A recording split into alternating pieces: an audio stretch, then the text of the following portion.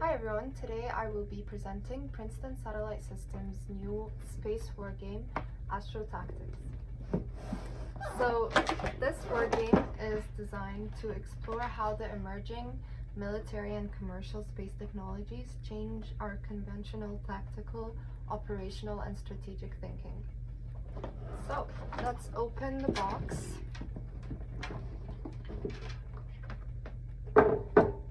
So we have cards, a set of cards for a blue team and a red team. And this is how they look like up close. And each card has a different action you can take in the game. And then we also have a set of counters,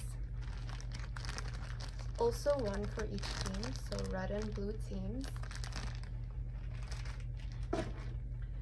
We have 2 dice,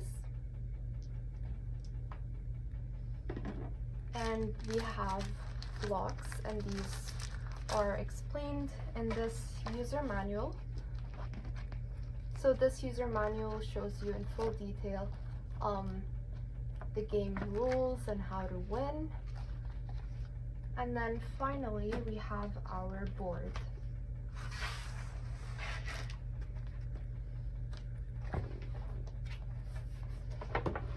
So it can be unfolded like so.